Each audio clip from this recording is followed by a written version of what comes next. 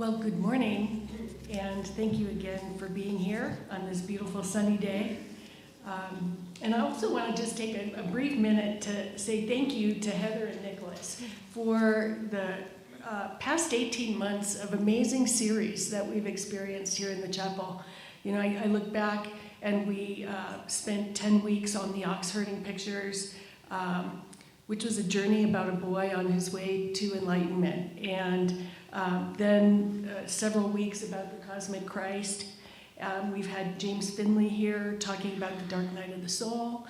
And all of those things are journeys. And then we went into 10 weeks talking about our own personal journeys and how they impact our lives and those around us. So I just want to say thank you because I think that that's why we're all here. You know, we all have journeys and experiences that bring us to these places of larger understanding.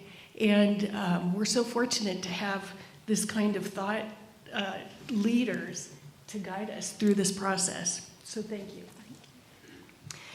The title of my talk today is Lessons from the Trail, but in putting this together, I've kind of modified it a little bit. I think they're mostly observations, because I think lessons implies that it's advice or a teaching or something that is hard, fast, and true. And I'll say that some of it might be true, but mostly they're observations. And they're things that I've experienced, and they're insights, but they welcome new information because we're always receiving more information. So these are observations. And to start, there are all types of journeys. There are physical journeys that include walking, biking, skiing, riding, driving. There are relationships. Certainly those can be journeys. Health situations, death situations, events like weddings and spiritual events that require preparations, mental journeys, and all kinds of processes, to name a few. So today I'm going to talk about 5 observations that might help highlight some of what happens to all of us on our path. The first observation is about setting and committing to an intention. And why do we do this? It's because it helps bring us into focus. And it starts with awareness, because you need to be aware that a change is going to happen in order to set an intention that you want to make some sort of a change. And it's important to have those because it sets you, it's kind of a first step. So you've got awareness and then an intention to make some sort of change. For me, when I went on the Camino, we went to Spain, and then we also went to Portugal.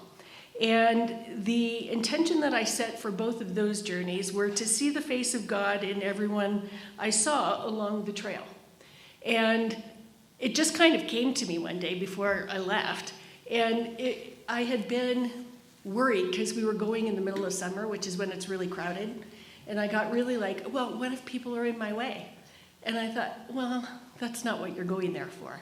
So what are we doing here? And so somehow I was at a service here, and the discussion was about seeing the face of God in everyone you meet.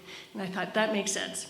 So I did that, and it was very interesting to see, as I met people, to see their journeys and to see them in their journeys and to relate it to what I was trying to do was really a very enlightening experience, I guess, is the best way to put it. It was also something that carried on when I got back, because as my dad was in hospice, that was just a really important tool for me to be able to move through that process. But there are other types of intentions you can set. You can decide you want to see the world through the eyes of a child, or to see the world through the eyes of wonder. Those are all very powerful also. You can decide you want to be of service to others. That's an amazing intention, and we talk about that often here.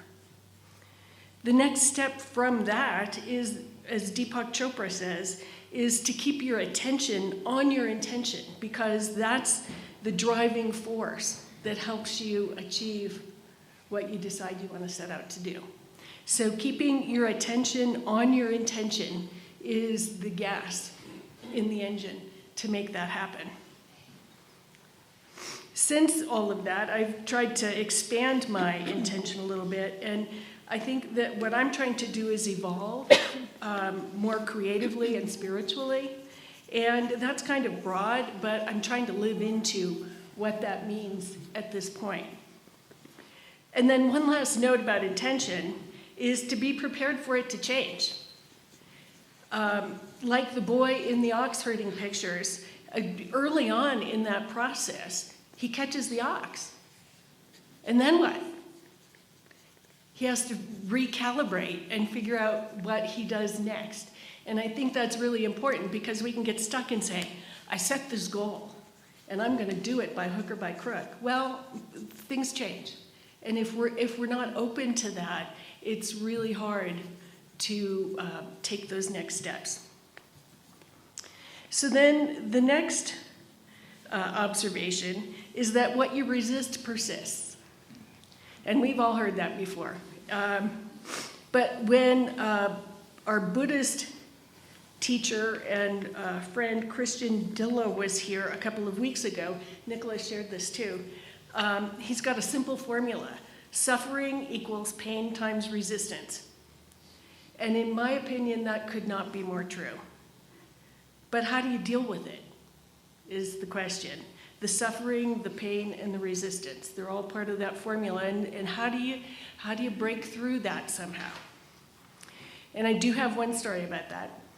So on pilgrimage, the key to stay dry, the key is to stay dry, especially your feet, because you're walking for miles and miles and miles for days. And if you get wet, it can be a key contributor to blisters. And blisters are what usually will take somebody down or put them in a cab. And so, it's kind of the popular phrase, keep your feet dry.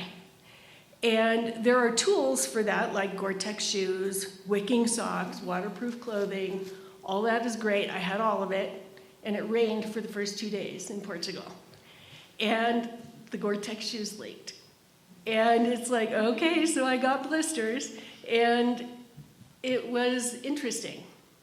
But it's an important lesson, because it's like, okay, so you've got resistance because your feet hurt. And what are you going to do about it? And so the how is, one thing that I figured out was that breath work, or one thing I remembered because I knew it from other experiences, but breath work is one good way. Focusing on your breath helps you transcend a situation.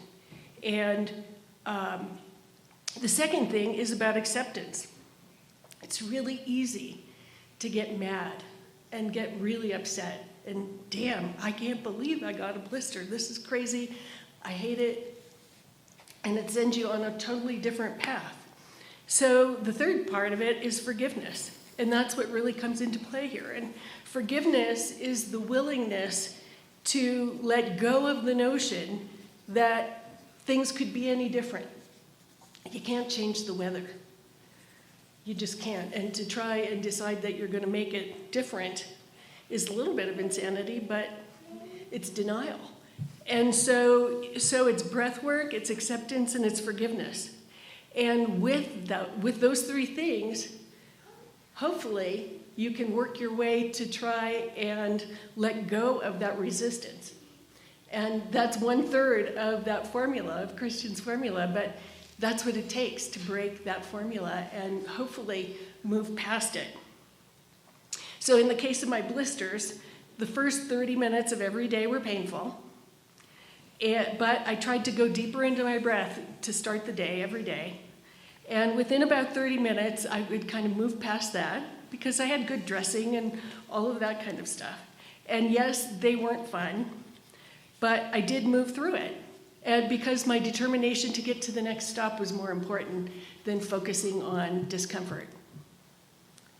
So acceptance and forgiveness. When you go through this process, it doesn't mean that the pain goes away, but the suffering somehow stops.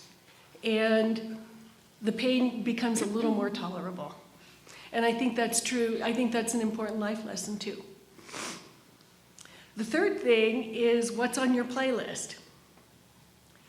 And I've had great lessons, and my Sangha has studied quite a bit with Michael Singer, who's the author of The Untethered Soul, and he's got 5 or 6 books, maybe more, about the untethered soul. And in his first book, he talks a lot about your inner roommate. And your inner roommate is the judgment czar. And it lives there. It's been there forever, whether you know it or not. You've got an inner roommate. And it's an important lesson because we judge ourselves, we judge other people, we judge situations, and at least half the time we don't even know we're doing it. We just live to judge, right? And the observation here is that when you start making judgments about things, you stop yourself in your tracks. You know, you become your own worst enemy. The other thing that Michael Singer talks about is that we have stuff buried, we have experiences buried within us that he calls samskaras. And they can be good things or bad things. You have a good experience with seeing a butterfly land on a beautiful flower, and it makes you happy, and you want to see more of that. And so that's a beautiful experience. Or you could be hiking on a trail and you see a snake, and it scares the daylights out of you. And that's a negative experience and a fear, and you want to run away from that. But so you stuff that in because you don't like it. So you stuff in these experiences that are good or bad, and you end up wanting to either bring in more of the good stuff or get rid of the bad stuff. And we do all kinds of things to try and bury those in. And so you can have, if you start out on a trail, I'm afraid that I'm going to get tired. I'm afraid that I'm going to be hungry. I'm afraid that this is going to happen. Because you've had experiences of those somewhere that you buried. And they're just sitting in there. And we tend to try and distract from them through things that we can put on our devices, and they're distractions, and I call them a playlist. And so for me, when I started on the Camino, I had my device, and I had audiobooks and meditations and podcasts and Motown music and all those things, and they got me through quite a lot. And what they do is they allow you to avoid those things that you buried. And that's all good because you're out there for a long time. So you need a few distractions, but then you got to turn it off. And it's important that you turn it off because if you've got all these distractions going on in your head all the time, then it doesn't allow those samskaras and those things, the inner roommate stuff, to come up. Because that's part of this whole process of journey, is to recognize and allow these things to come up so that you can identify them, let go of them, and hopefully have them go away. And I did experience that as, I can't remember how many days in, but I was walking one day and just going up and down hills, and all of a sudden something came out, and it was like tears were running down my eyes or down my face, and something had come up that I finally realized that I had buried years ago. And it was frustration about a situation that was out of my control, but it was there, and I didn't even know it. And it came out, and through that process, I just thought about it over the course of like 3 or 4 miles. I just kept thinking about it, and well, is it good? Is it bad? Should I let go of it? Should I hang on to it? Can I do anything about it? Will it do any good if I hang on to it? And I finally did release it. So it's an interesting thing. But it's really hard to do that if your device is on. And I have a device with a switch that sticks, especially right now with so much happening in the world. And I'm finding like I've got to get a better switch on that device because it's so good to turn it off, and it is helpful to turn it off. The fourth thing is to think about the divine alchemy. And I used to refer to this observation as the shift from the head to the heart. And in the book, The Alchemist, the author reveals that the transformation is the process of turning lead to gems. And my observation is that there's more than going from the head to the heart. It's going from the thought to the felt sense, from resistance and pain to just being and being present. And this is an evolutionary process because once you've made one shift, you put that behind you and you move on. And then each change makes the last one seem like a dull memory, but you keep moving on and you keep running into things. And the next situation arises, it's good or it's bad or it's neither or both, and you deal with it and you move on. And I quoted this a couple weeks ago during one of our discussions, but Andrew McCarthy from the New York Times said, "The Camino changed that. The month-long walk revealed to me myself in a way that nothing else had. My looping pattern of thinking, my habitual emotional cycles, my fearful nature, the Camino wore down my resistance to seeing myself, and then step after step built me back up. It altered my place in the world." And I can't say it better than that. I just think that that's a brilliant observation. And then fifth is that the decision to take action is where it begins. In Exodus, in the Bible, Moses goes up to receive the 10 Commandments from God, and God tells him to take off his shoes because he's standing on holy ground. Now, I don't think God has housekeeping issues or that this is about that, but metaphorically, I think that the message here is that if we want to participate on this path of transformation, we need to first connect with our holy nature, our inner being as its foundation. And that's the earth. 13.8 billion years ago, the seeds of human existence were sown, and here we are finally. If we want to participate fully in that self-directed evolutionary process, that divine alchemy, we need to take off our proverbial shoes, get grounded and connected to the earth, to our God, to ourselves, and to each other. All of these journeys are both a calling and a challenge to become more of who we are now and who we always were. They're ultimately our connection to our higher self. So in this process, we walk the path alone as we define it, noticing markers along the way that are meaningful only to us, only to what makes sense to us. We also learn that everyone else is on a journey seeing those things for themselves as well. And that's the best way to coexist. So evolution is growth and progress. And it begins with our intention, and it starts every day with a first step. And then the journey becomes our practice. Namaste and buen camino.